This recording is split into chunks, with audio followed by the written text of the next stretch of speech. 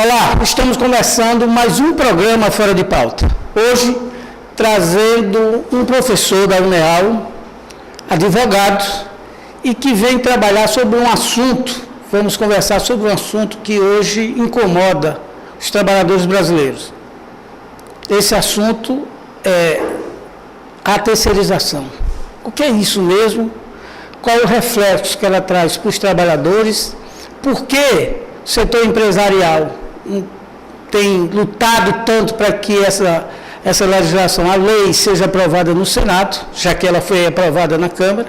Enfim, o Fora de Pauta hoje está começando trazendo o professor Felipe Cavalcante.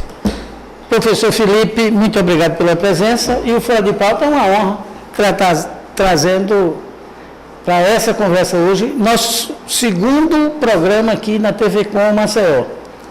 Mas eu gostaria de, antes da gente entrar numa questão da terceirização, uma pergunta que me deixou assim, a gente fica um pouco incomodado, mas há pouco também o Senado aprovou uma lei contra o trabalho escravo.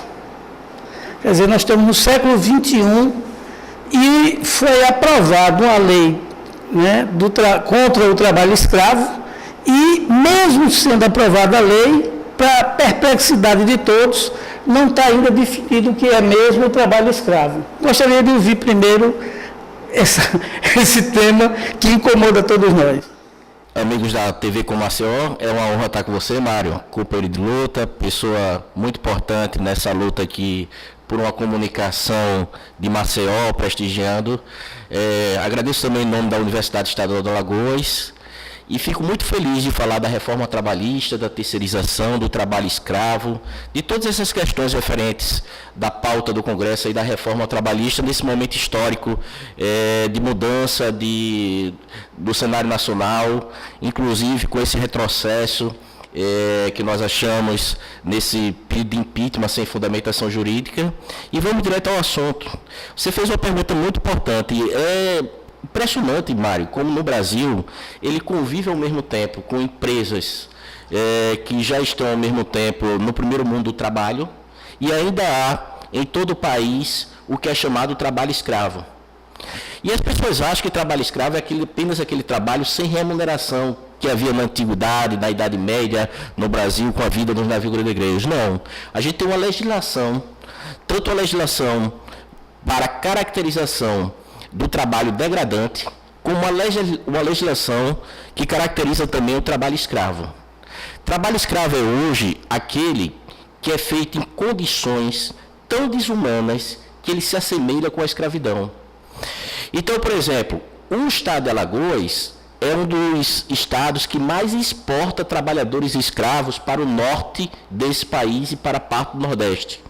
As pessoas acham que em Alagoas há muito trabalho escravo. Não, há muita exportação de trabalhadores escravos, principalmente do sertão de Alagoas, em épocas que não são épocas de colheita de cana-de-açúcar, e eles são iludidos, vão para o norte do país.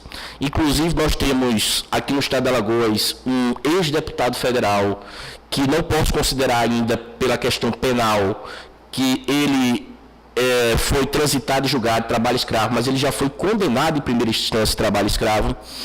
E esse trabalho escravo, ele se caracteriza por você estar numa situação degradante, onde você está numa situação de isolamento, muitas vezes no norte desse país, onde em casos que tem um trabalho que é feito pelo Grupo Especial de Combate ao Trabalho Escravo, que é o GETAF, que tem a participação do Ministério Público do Trabalho, do Ministério Público Federal, da Polícia Federal, da Polícia Rodoviária Federal, e encontrou situações no norte desse país, das pessoas trabalhando em Amazonas, no Pará, trabalhando, pegando água, tomando a mesma água que os porcos tomavam águas, um sistema de barracão que foi muito conhecido na época da ditadura militar, ou seja, quando ele chegava lá, ele já chegava lá devendo, ele só podia comprar os materiais e os alimentos vendidos pelo próprio empregador, sem carteira assinada e numa situação degradante. E, para a felicidade nossa, apesar de todas as contradições que pode ter havido na esquerda brasileira nos últimos anos, mas nós conseguimos uma emenda constitucional, Mário, mudando a Constituição. Porque antes dessa emenda constitucional, a redação original da Constituição de 88 dizia o seguinte, olha, o fazendeiro condenado por trabalho escravo, ele vai sofrer uma pena do direito penal e ele pode ir até para a cadeia. Mas não havia nenhuma punição em relação à perda das terras, o que nós chamamos de expropriação, que é diferente da figura de desapropriação que ocorre por utilidade pública. Exato. A desapropriação que ocorre por utilidade pública ou para a reforma agrária, para a questão social, que na verdade há uma indenização. A expropriação, na redação original da Constituição de 88, Mário, ela só existia quando aquela terra estava sendo objeto de um crime. Por exemplo, a plantação de psicotrópicos, a folha de cannabis, a maconha. Aí o proprietário perde a terra. Agora, se naquela terra tiver trabalho escravo, vai haver o confisco da terra para a reforma agrária. Então, isso é um avanço. Houve uma emenda constitucional agora, do qual é considerado um avanço, porque agora aquele fazendeiro que for condenado por trabalho escravo em uma sentença penal transitada e julgado, além de sofrer a pena na justiça brasileira, poder inclusive ser preso, ele vai poder perder a terra e vai perder a terra definitivamente para a expropriação. E aí vem a pergunta que você me fez. E o que foi que aconteceu agora no Senado? Falta regulamentar essa questão. E nessa regulamentação que há o retrocesso. Porque muitas vezes você tem o direito constitucional e para não dar efetividade a esse direito, o Senado fica retardando pautas importantes para a caracterização desse trabalho escravo, para que realmente fique caracterizado o que é trabalho escravo, para que fique caracterizado, para que haja pena e para que haja expropriação. O problema é que naquele momento histórico em que foi aprovada a emenda constitucional, e foi uma luta do Ministério Público do Trabalho muito grande, foi uma luta dos movimentos sociais, foi uma luta dos trabalhadores, era um outro momento político. Agora, com o momento político, é um momento político mais conservador, então, para que não se efetive esse direito, o que é que está ocorrendo agora? Está ocorrendo essa questão do projeto do Senado Federal. Eu acho que um mês passado, só para concluir esse assunto, foi publicado de novo uma nova lista de trabalho escravo, né? É verdade. Inclusive o ex-prefeito de São Miguel está incluído na lista, né? Me parece que numa região também do Pará. Mas, professor, voltando aí à discussão sobre a terceirização. Na verdade, teve o PL lá na Câmara 4330, que foi aprovado depois de 11 anos. Verdade. Ela é aprovada com uma pauta que terminou sendo colocada, na verdade, meio de forma de tratorar, né? Faltou aprofundar alguns pontos, mas que pontos se considera importantes quando já, ainda na Câmara, o senhor considera importantes? Mário, se o PL 4330/2004 ele for aprovado da forma que foi votado no primeiro e no segundo turno na Câmara dos Deputados, vai ser o maior crime aos trabalhadores do Brasil que ocorreu nos últimos 30, 40 anos. O que nós temos, na verdade, que, só para você ter uma ideia, Mário, no segundo turno, esse PL ele foi aprovado por 230 votos contra 204. Os parlamentares, eles utilizaram o que nós chamamos, eu poderia dizer assim, eu não gosto muito dessa expressão vulgar, de uma pegadinha. Qual é a situação que nós temos hoje dos trabalhadores brasileiros? Atualmente nós temos cerca de 70 milhões de empregados no Brasil, do qual 1/5 desses trabalhadores eles são terceirizados. Daria mais ou menos 10 milhões. Daria mais ou menos entre 13 e 14 milhões de trabalhadores, eles são terceirizados no Brasil hoje. Então, nessa medida de 11, 12 milhões de trabalhadores terceirizados, de acordo com o índice de desemprego que está nesse país, nós temos 12 milhões de trabalhadores terceirizados. E o que é que ocorre com esses atuais trabalhadores terceirizados? Esses trabalhadores terceirizados, que deveriam ser, pela própria administração, pela própria sociologia do trabalho, pela própria flexibilização que alguns administradores pregam, até os administradores pregam isso no toyotismo, a terceirização como uma especialização para atividade fim. um trabalho altamente especializado ou terceirizado. No Brasil, não existe essa alta especialização do trabalho terceirizado. Pelo contrário, o trabalho terceirizado, ele é a precarização do trabalho humano. Tanto é que a doutrina espanhola tem uma expressão exclusiva para o direito do trabalho brasileiro, chamando de brasileirização. Então, o que é que ocorre? O trabalhador terceirizado, historicamente, é aquele trabalhador que recebe cerca de 20% a 30% do que recebe o empregado contratado diretamente. No Brasil, só para você ter uma ideia, Mário, nós temos 1/5 dos trabalhadores terceirizados. Porque se você tem cerca de 54 milhões de trabalhadores empregados e 12 a 13 milhões de trabalhadores terceirizados você tem no Brasil 12 milhões. Só que esses 12 milhões de trabalhadores terceirizados no Brasil correspondem a 4/5 dos acidentes de trabalho e doenças profissionais na Previdência Social.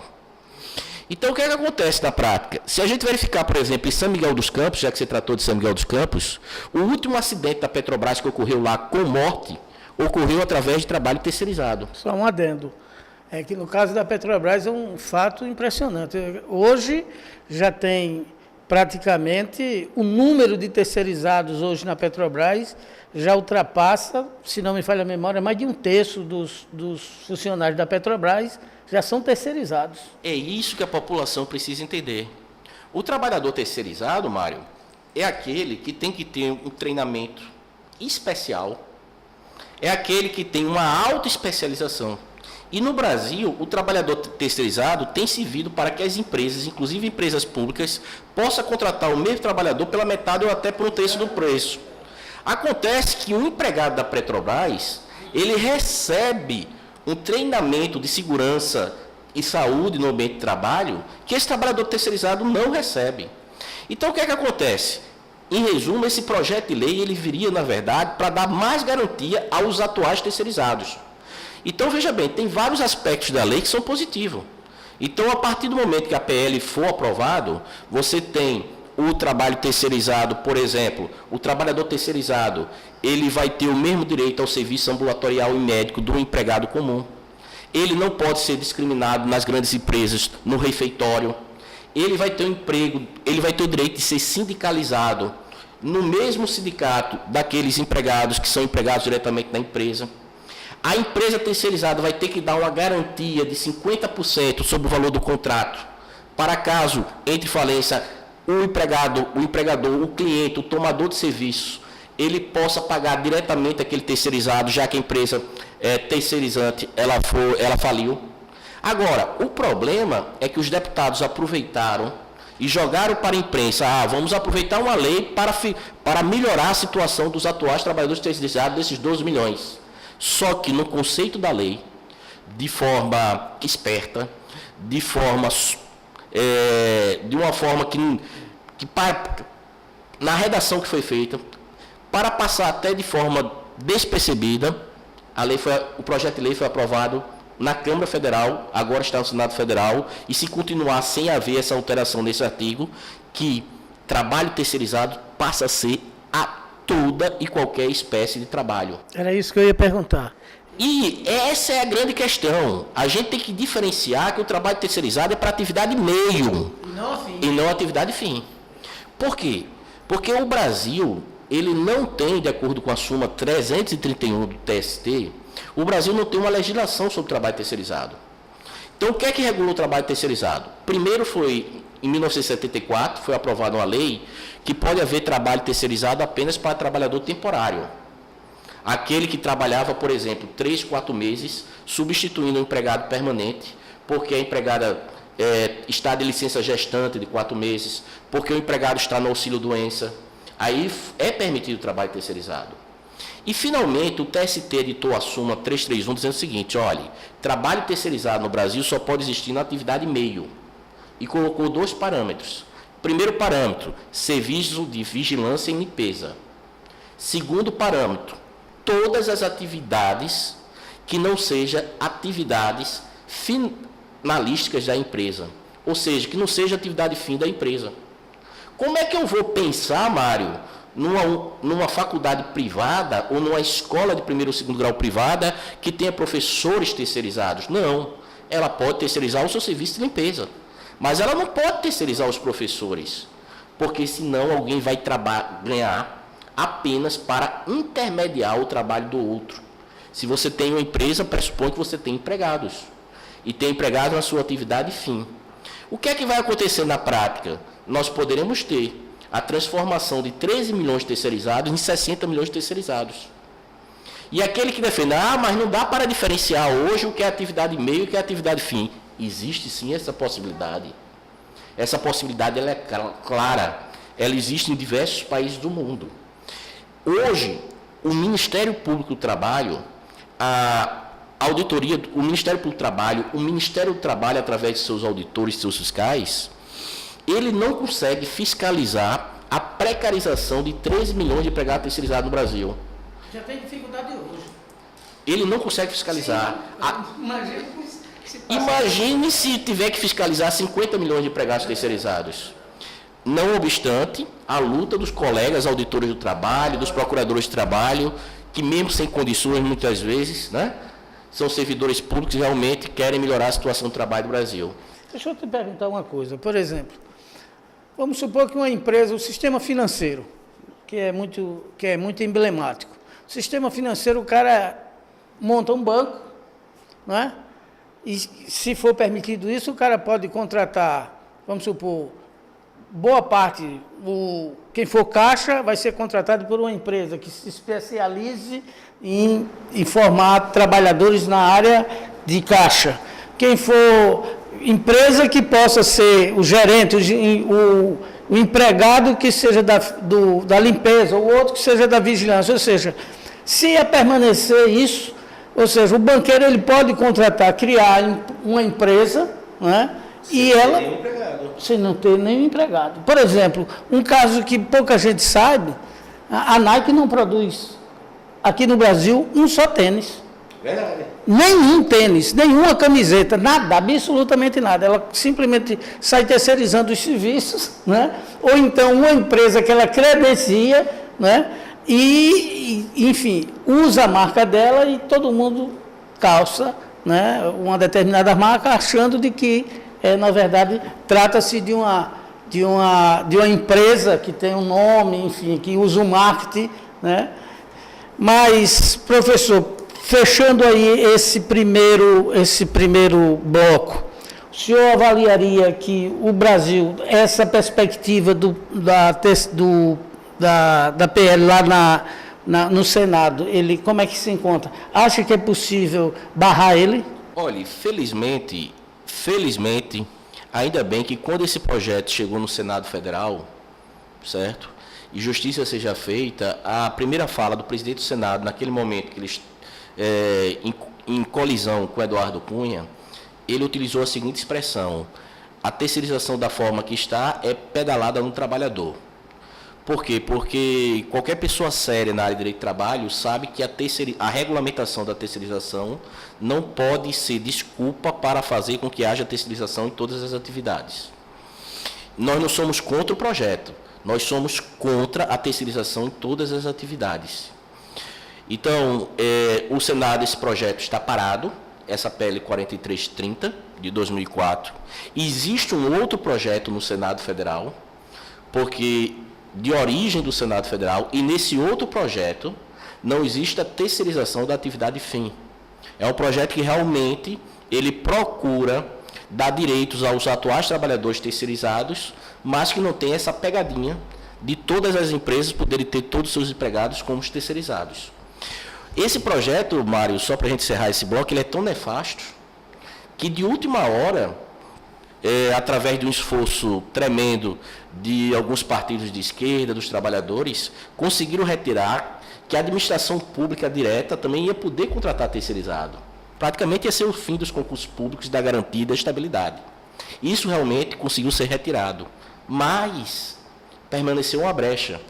A administração indireta, através de empresas públicas e sociedade de economia mistas, vão poder terceirizar a atividade fim.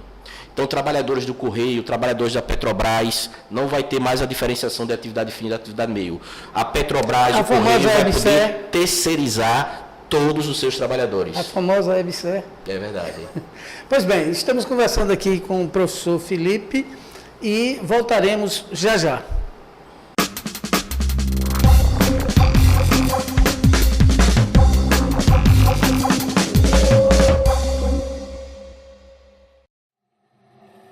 O processo de privatização da Sabesp deixou o povo de São Paulo sem água. É isso que você quer para Alagoas? Já nos tiraram quase tudo. Agora querem tirar a nossa água. Diga não à privatização da Casal. Água é fonte de vida e não de lucro.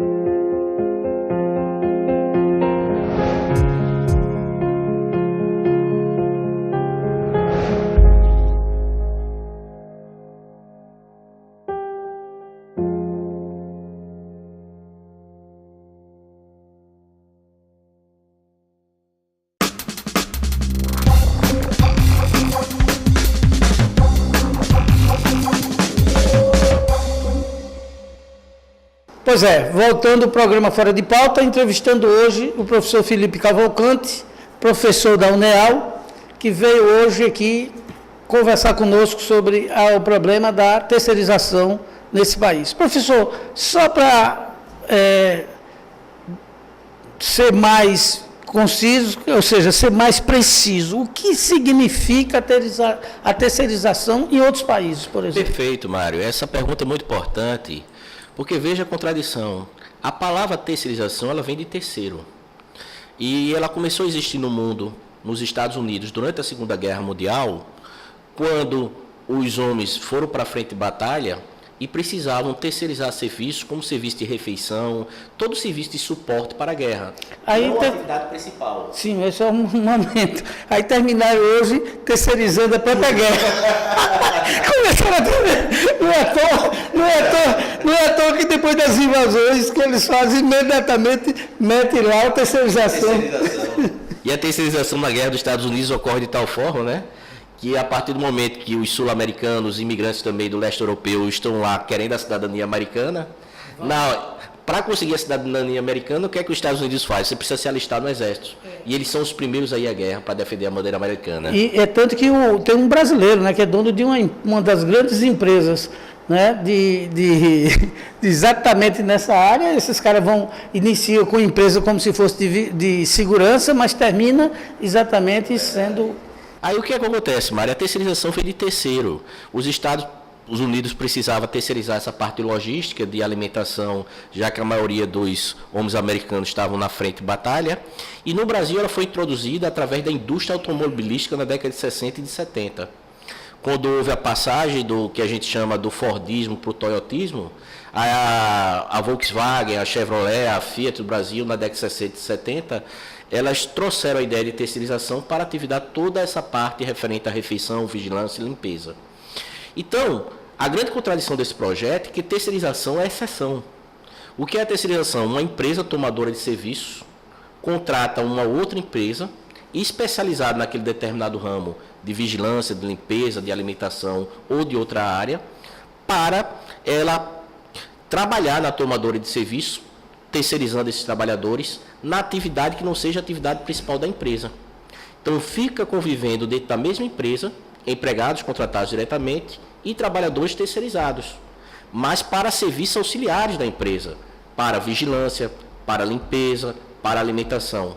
Então, se é uma indústria de informática, ela não vai poder terceirizar aquele, por exemplo, o analista de sistema, aquele que prepara o software do computador. Se é uma universidade, uma faculdade, ela não vai poder terceirizar professores. Então, no setor de serviços, você tem a finalidade de cada empresa. E essa finalidade está dentro do contrato social da empresa. Então, a sua atividade principal. A crítica que se faz diz, não, mas, por exemplo, na área da construção civil, você não tem muito como diferenciar o que é atividade fim e atividade meio. Porque hoje uma obra é praticamente toda terceirizada. Você tem os grandes edifícios, as grandes obras, aqueles trabalhadores específicos da fundição, aqueles que cuidam da parte hidráulica, aqueles que cuidam da parte elétrica e etc. Mas isso é uma discussão de um setor específico. Mas essa empresa ela pode firmar seu contrato social como uma administradora de obras e poder contratar todos esses empregados como os terceirizados. O problema é que na terceirização no Brasil não é para contratar trabalhadores especializados que deveriam até receber mais que os empregados por serem altamente especializados. No Brasil, a terceirização ela serve como aquela figura do trabalho rural que é proibida, a figura do gato, daquele que vem de outro ser humano para trabalhar na empresa.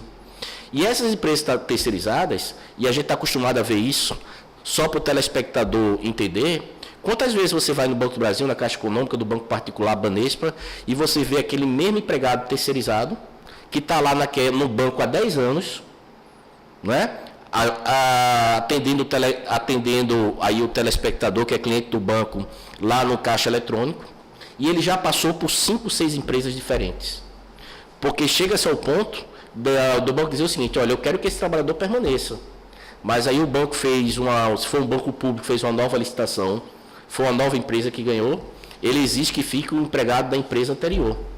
E esses trabalhadores, muitas vezes, ficam sem receber 3, 4, 5 meses de salário. E o projeto de lei veio para dar garantia a esses trabalhadores. Então, o que é que acontece? O conceito de direito de trabalho de terceirização, Mário, significa terceiro que não faz atividade fim. E o Brasil quer mudar o conceito de terceirização e colocar o terceiro fazendo atividade fim. Quer transformar a exceção em regra.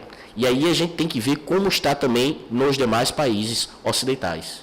Eu gostaria de só uma dúvida aí. Vamos supor que uma empresa, seja pública ou privada, e ele contrata uma outra empresa para prestação de serviço.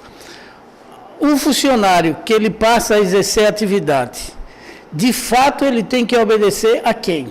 Se ele está recebendo orientações e determinações da empresa que o contratou, então o vínculo passa a ser diretamente, né? E aí, esse é um problema que ainda existe, de fato. Você contrata os servidores, e muito no setor público é mestre nisso, né? Contrata uma empresa, faz a licitação, uma determinada para serviços, por exemplo. E aí, logicamente, as pessoas têm que passar por um processo de seleção com um bilhetinho, né? Verdade. Aí vem o bilhetinho e a pessoa contrata. Então, depois que você faz isso, a pessoa passa a ter um vínculo direto com o diretor administrativo, o diretor, o gerente, enfim. Ele passa a ter um vínculo quase direto, né? Aí as empresas, às vezes, atrasam. Eu vejo isso constantemente. Empresas que atrasam, né? E quem passa a ser responsabilizado, ou seja, a empresa contratante não tem quase nenhuma responsabilidade. Ela lava as mãos, diz, não, eu repassei tudo. É como se... Mário, esse é o ponto fundamental da terceirização. Por quê? Porque essas empresas terceirizadas no Brasil são empresas, muitas vezes, laranja ou de fachada. Isso. Nós sabemos, como você disse bem, como funciona o serviço público. A empresa terceirizada se viu por muitos tempos para prefeituras, para governo de estados, burlar a figura do concurso público. Isso. Então, inclusive, a gente tem empresas que serão criadas do dia para a noite. Temos uma famosa que passou pela prefeitura de Maceió, conhecidíssima, e quando houve a mudança de gestão, a gente viu que... Tem o nome do restaurante aqui. a gente viu que essa empresa terceirizada, segundo notícias que se encontram no processo, eu não posso fazer essa afirmação de uma forma veemente, porque o processo continua em investigação, mas que os trabalhadores recebiam de 30% a 40% do contrato da empresa. E onde é que ficavam os 60%? Claro que a empresa que terceiriza tem que ter uma margem de lucro, mas 60%, né?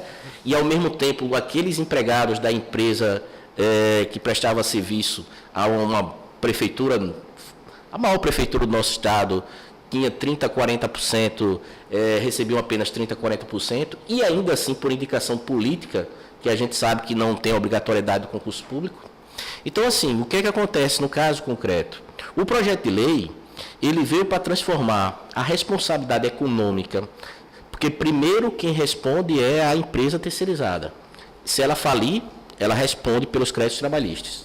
Não havendo condições, é que você vai atrás do tomador de serviço, que é aquele que está recebendo dentro da sua empresa o empregado de outra empresa. Só que o projeto de lei ele tem algo positivo. Ele vai transformar a diferença do que é subsidiariedade em solidariedade. O que significa hoje, Mário? Se o projeto de lei for aprovado, vai responder em igualdade de condições a empresa terceirizada e aquele tomador de serviço da mesma forma no seu trabalho. Não vai ter uma ordem de preferência. Primeiro um, depois o outro. Os dois respondem de forma igual perante a Justiça do Trabalho. Agora, respondendo a sua pergunta diretamente... Só um adendozinho. Vamos supor, no caso de falência do grupo, a prioridade são os servidores. Certo. Tá. Mas aí a pergunta... Qual dos servidores? Porque eu conheço casos agora, um dos maiores grupos do setor da agroindústria açucareira, ela fechou aqui em Alagoas, e se os seus funcionários, boa parte, ainda tem pendências, né, imagina os terceirizados. Imagina os terceirizados. Verdade, Mário. Mesmo na lei prevê isso. É um caso sui generis. Se esses trabalhadores da empresa terceirizada não conseguiram desvirtuar a terceirização e provar uma relação direta com o grupo, infelizmente, aqueles créditos chamados privilegiados trabalhistas só vão ser primeiros para o empregado do grupo. E a empresa de setor de vigilância, como tem um crédito comercial, ele vai para aquele crédito sem privilégios. Ou seja, na prática, esses terceirizados jamais vão receber. É verdade. E justiça seja feita. Agora, Mário, eu quero até fazer justiça. Você falou de outro ponto específico, de outra questão específica sobre a questão da reforma trabalhista. Veja, há 8 anos atrás, no Senado Federal, foi aprovado a Lei 10.101 de 2005, que era a Lei de Falências. Naquela época, nós tínhamos a senadora de Alagoas, senadora Luiza Helena, que junto com o senador de Brasília, Eduardo Suplicy, conseguiram manter o crédito em São Paulo, o senador Eduardo Suplicy de São Paulo, me desculpe realmente, que é o grande senador Eduardo Suplicy, que tem uma história fantástica no Congresso Nacional, e a gente vê o Congresso do jeito que está hoje, mas se a gente vê os congressistas que a gente tinha da década de 80, 90, eram bem melhores que os de hoje, e o senador de São Paulo, Eduardo Suplicy, e a senadora Luiza Helena, denunciaram que o Banco Internacional queria acabar com os créditos privilegiados dos trabalhadores, para receber primeiro os banqueiros. E aí foi feito um acordo, e os trabalhadores recebem, em primeiro lugar, quando há falência, até 150 salários mínimos. Acima de 150 salários mínimos para o trabalhador, depois ele recebe, agora sem privilégio. E as pessoas ficam dizendo, olha, qual é a função do senador? É apenas trazer obra para o meu estado, etc. Tal. Veja, se naquele momento esses dois senadores não tivessem denunciado esse golpe, todos esses trabalhadores, por exemplo, de grandes empresas, como ocorre agora no estado de Alagoas, que estão em processo falimentar, não receberiam seus créditos e não teriam privilégio de receber primeiro. Porque quando a gente fala privilégio de crédito trabalhista, significa que o trabalhador recebe primeiro do que o banco, do que o fornecedor, de que todos os outros credores daquela empresa que entrou em falência. Agora, respondendo a sua questão, Mário, é importante dizer o seguinte, o trabalhador terceirizado, ele é subordinado na empresa da qual ele presta o serviço. Porque ele está prestando serviço lá, vai ter alguém responsável por dizer, fiscalizar o horário de trabalho, etc. E a empresa que o contratou vai ser responsabilizada pela sua questão de responsabilidade econômica. Ocorre que, caso a empresa que está recebendo ele como um terceirizado, como cliente, cometa abusos nessa subordinação, Aí cabe à empresa que o contratou rever aquele contrato empresarial que tem com a empresa tomadora de serviços. Lembra de algum país, ou de alguns, que seja proibido o trabalho terceirizado? Olha, a França ela tem uma legislação, Mário, que não só na questão da terceirização, mas como todas as questões referentes à reforma trabalhista, para mim, que me considero, dentro do próprio regime capitalista, um social-democrata, eu acho que a França, em relação ao modelo trabalhista, embora esteja havendo agora um retrocesso, não é à toa que está tendo todas essas manifestações para manter direitos trabalhistas na França, a França ela proíbe a terceirização. Ela só permite a terceirização no trabalhador temporário, por 3 ou 4 ou 5 meses. A legislação espanhola ela coloca uma série de dificuldades para a terceirização. Agora, eu tenho que fazer justiça. O Japão, que é uma cultura completamente diferente da nossa, lá a terceirização ela é amplamente permitida em vários tipos de atividade, mas lá não precisa de lei. Culturalmente, só há empresa terceirizada, empresa altamente especializada. No Brasil, não. No Brasil, pela doutrina trabalhista, terceirização tem significado sinônimo de fraude trabalhista. Mário, é muito grave.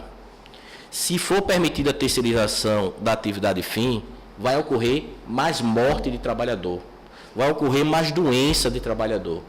Porque, veja bem, se você tem 54 milhões que são empregados, e se você tem 12 ou 13 milhões terceirizados, e 4/5 dos acidentes de trabalho, como eu disse aqui, das doenças, ocorrem com terceirizado, é porque terceirização virou sinônimo de precarização do trabalho humano. Aí alguém pode dizer, mas aí cabe ao Estado fiscalizar. O Estado não consegue fiscalizar 15 milhões, vai fiscalizar 770 milhões. E se você não se diz um liberal, esse que é a favor da terceirização da atividade fim, como é que ele vai ser liberal se o Estado vai precisar contratar mais auditores, mais procuradores do trabalho para fiscalizar esse trabalho terceirizado? Então, terceirização da atividade fim significa fraude trabalhista, o maior retrocesso da história do trabalho brasileiro nos últimos 30 anos.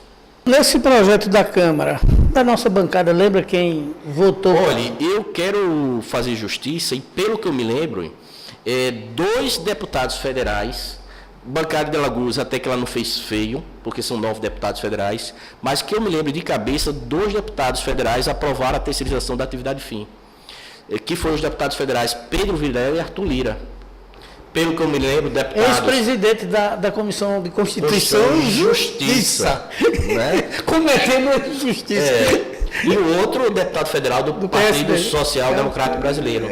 Eu tive, inclusive, na rádio CBN, encontrei o deputado Pedro Vilela, antes da votação do segundo turno, coloquei todos os pontos e, mesmo assim, ele votou baseado no centralismo do partido dele e baseado também no professor que está muito equivocado, apesar de eu respeitar ele intelectualmente, mas o professor José Pastore, da USP, que fez uma palestra no Congresso Nacional para os deputados federais e senadores, que é um professor de Relações de Trabalho da Universidade de São Paulo, um liberal, que quer comparar o Brasil ao primeiro mundo, dizendo que não há condições de diferenciar atividade meio de atividade fim. Então, infelizmente, Pedro Vilela e Arthur Lira, posso falar isso com a maior tranquilidade, vai ser ocupado pelo aumento de acidente de trabalho, pelo aumento de doenças profissionais, né, se esse Congresso passar da forma como está. Eu acho que a população alagoana, tem que cobrar dos seus 3 senadores, Benedito de Lira, Fernando Collor e Renan Calheiros. O Renan já deu uma posição que é contra a terceirização da atividade fim. O senador Fernando Collor, que se diz do Partido Trabalhista Brasileiro, do qual seu avô agora mudou de partido, mas a população tem que pressionar o senador Fernando Collor para que também se alinhe a esse pensamento e pressionar também o senador Benedito de Lira, já que seu filho Arthur de Lira foi a favor da terceirização da atividade fim. Eu faço esse apelo aos alagoanos. A gente está aqui para esclarecer. Me coloco, inclusive, Mário, à disposição de debater esse assunto, que é da maior gravidade para a história do direito do trabalho brasileiro em qualquer local. Porque isso é muito importante que o trabalhador saiba. Pois bem, nós estamos aqui, encerrando o programa Fora de Pauta, conversando com o professor Felipe Cavalcante, que é professor da Universidade Estadual, e para a gente é uma satisfação muito grande. E a gente alerta aqueles professores, aqueles dirigentes de entidades, que, na dúvida, se tiver alguma dúvida, convide o professor Felipe, que ele já está se colocando aqui à disposição para debater e esclarecer esses pontos. E pressione os parlamentares, né, do nosso Estado a não se curvar diante dessa pressão, né, dos interesses, né, das multinacionais, dos bancos. Né? Exatamente, que tem interesse em precarizar os serviços, né, as garantias dos trabalhadores. Me permita, Mário, dizer o seguinte, o programa agradecer a participação e fazer um alerta não só em relação à terceirização. Isso. O governo agora também mandou para o Congresso Nacional um projeto da chamada reforma trabalhista, que a gente pode até conversar em outra oportunidade. Então, nós estamos vivendo um período em que, se essa reforma trabalhista ocorrer, ela tem que ocorrer para o bem, tem que ocorrer para conciliar o capital e o trabalho. Mas, infelizmente, como o nosso Congresso é o Congresso Nacional mais conservador da história, onde a bancada sindicalista diminuiu pela metade, onde a bancada de trabalhadores é a pior possível, se a população não ficar atenta, nós podemos perder vários direitos trabalhistas. E, no mais, agradecer, Mário, o convite, e estamos à disposição sempre. Muito obrigado. Nós aqui agradecemos e pegar exatamente esse alerta que o professor Felipe está informando, né? O governo Temer, atual candidato, ou atual presidente interino, né? É verdade. O presidente passatempo. Né? E se ele está querendo impor, né, mais um nó, né, mais um gargalo, assim, para dizer... É a chamada agenda PMDB, agenda para o futuro. Mas que futuro é esse? Ninguém sabe, né, Mário? É verdade. Ao massacrando os trabalhadores. Um abraço a todos e até a próxima semana.